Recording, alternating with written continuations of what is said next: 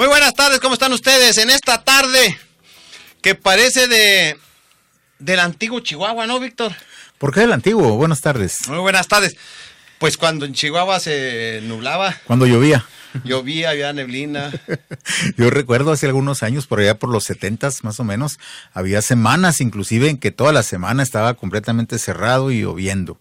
Y pasaban a veces hasta 15, 20 días con esas condiciones climáticas. Usted ya lo oyeron, es Víctor Medina. No es que sea viejo, sino solamente antiguo. Bueno, Vintage. pues recordamos. Tiene mejor memoria que nosotros. Sí. Josué Aguirre, el otro extremo de la vida. Muy buenas tardes. Pues más bien yo creo que para tocar un poquito el glamour, se vería mejor vintage. Es más reconocido lo vintage que lo antiguo. Entonces, un poquito ahí. Ahí está dando el valor. Aportando nuevos elementos. Pues es lo que traen las juventudes, ¿no? De repente uno se queda patinando porque, carajo, ¿qué dijo? Bueno, ¿qué dijo? ¿Cómo dijo? ¿Qué dijo? ¿Cómo dijo? Sí. Pues muy buenas tardes. Pues esta tarde lo anunciamos a través de nuestra red personal en el Facebook. Pues tenemos una gran cantidad de temas.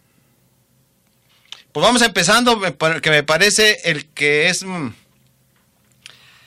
uno de los temas más importantes de estos días en Chihuahua, que fue catalogado, me parece, muy adecuadamente por el coordinador del grupo parlamentario del PRI en el Congreso del Estado, que dijo Rodrigo de la Rosa: estas prácticas estaban desterradas, no tienen por qué volver. Frases más, frases menos, y se refiere a la práctica de la tortura para obtener declaraciones autoincriminatorias, refiriéndonos al famoso y ya sonado caso de la liberación de Israel Arzate, acusado de ser uno de los presuntos responsables de la masacre de Villas de Salvarcar, y quien recurrió a la justicia federal para obtener, y así lo ordenó la Suprema Corte de Justicia, la inmediata libertad en virtud de las reiteradas violaciones al debido proceso. Lo estoy diciendo bien, abogado Gerardo Cortinas Murray, ya llegó. Muy buenas tardes, un poco tarde por el tráfico, por aquí estamos. Sí, y entonces, por violaciones al debido proceso, de manera semejante a las violaciones sufridas por Florence Cassette, la francesa que hoy está en Francia, en alguna provincia ya de ese país, escribiendo un libro para sus memorias, para darlo a conocer en cómo se maneja la justicia. Y pues este caso de Israel Arzate, la Suprema Corte de Justicia no resolvió si es inocente o culpable. Este es un asunto que no lograron demostrar.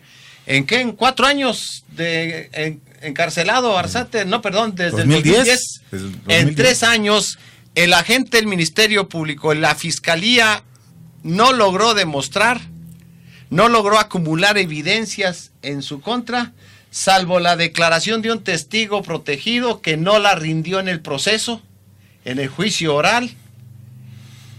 Bueno, y que a pesar de eso, distintos jueces, a lo largo de estos años, cuando ya se había vencido los plazos para mantenerlo en prisión preventiva, lograron que les dieran, que lo mantuvieran bajo arraigo, y frente a todos estos pasos, el presunto fue buscando y obteniendo los amparos de la justicia federal hasta llegar a este que pareciera ser definitivo. Y a pesar de todo, el fiscal general del estado dice que no, que de todas maneras ellos van a iniciar otra vez un proceso nuevo para meterlo a la cárcel.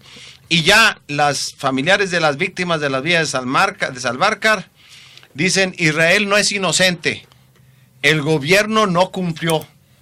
Los padres de las víctimas están acusando a la Fiscalía General y a la Procuraduría General de Justicia en su momento, en el anterior gobierno, de que nunca les informaron que no tenían más elementos para enjuiciar y lograr que se sentenciara como culpable a Israel Arzate. Este es un caso paradigmático. Así es, creo que una de las cosas que más nos deben de preocupar, pues es lo que está sucediendo con la justicia, ¿no? Lo retrata muy bien el hecho. lo que ahora publica el Diario de Chihuahua en su cartón del día, no sé si ya lo vieron, en donde pues la justicia la muestra pues ciega, con un vendaje en los ojos y con un desconocimiento total en relación a lo que la ley necesita hacer para poder sacar adelante los procesos. Pero lo más preocupante creo yo en este asunto es precisamente el hecho de que no es el único que está siendo liberado por situaciones de este tipo. Ahorita comentabas el caso de Florén Cassés, el caso de Caro Quintero también que sale libre, este caso, o sea, ¿qué es lo que está sucediendo con la justicia en este país? Uno de los temas que tenemos pendientes también de tratar es el tema del aeroshow. Y aquí adelantándome un poquito a eso, digo, bueno, pues el único responsable que está siendo procesado pues es el chofer. Los demás están todos en libertad. ¿Por qué? Porque tuvieron lana, porque tuvieron dinero. Tuvieron dinero para pagar su fianza y por lo tanto pueden enfrentar el proceso en completa libertad. Y esto está sucediendo en muchos casos. O sea que la justicia entonces está en base a tener o no tener dinero para enfrentar de una manera o de otra el proceso, o tener la oportunidad o no tener la oportunidad de escapar de la justicia en un momento dado. Y bueno, pues esto de la tortura que se da, supongo que está debidamente documentado ya para que un juez federal haya otorgado la libertad incondicional. No, fue el Pleno de la Suprema Corte de Justicia de la O el Nación. Pleno de la Suprema Corte. Entonces quiere decir que está debidamente fundamentado y debidamente respaldada la situación de la tortura por parte de los militares. Y es cierto lo que dice el diputado de la Rosa, cómo es posible que regresemos a esos tiempos, que después de una lucha muy fuerte por parte de las organizaciones de derechos humanos, de muchos años y de mucho trabajo para erradicar la tortura en el país, ahora regresen estos métodos a ser utilizados para poder procesar a una persona. Y bueno, lo que sucede ahorita con el avance que se tiene en materia legal, pues ya al acreditar la tortura automáticamente todo el proceso se viene abajo. Y entonces, ¿cómo queda la justicia en base a esto? ¿Dónde la dejan? ¿Cómo seguir sustentándola o seguir abanderando la justicia cuando se tienen este tipo de pifias, ¿no? Gerardo Cortinas Murray. Bueno, mira, estábamos leyendo en la prensa nacional precisamente esa cuestión de que cuántos presuntos inocentes estarán en las cárceles de todo el país. Yo, sin temor a equivocarme, puedo hablar de un 90% en ese sentido. ¿Cuál es la cuestión de la resolución de la Corte, Javier? La única y la más elemental, no hay más, no hay que buscarle fondo. La investigación científica por parte del MP es una quimera, no existe. Se siguen usando todavía, aunque lo nieguen en el discurso oficial, se siguen aplicando, utilizando medios de tortura para que la gente, para que el Ministerio Público pueda tener indicios, no pruebas contundentes para eso. Si alguna ocasión, aunque lo dudo, sería una tarea titánica, Víctor, que la Comisión Nacional o Estatal de Derechos Humanos se pusiera a investigar todos los expedientes penales, claro, todos saldrían.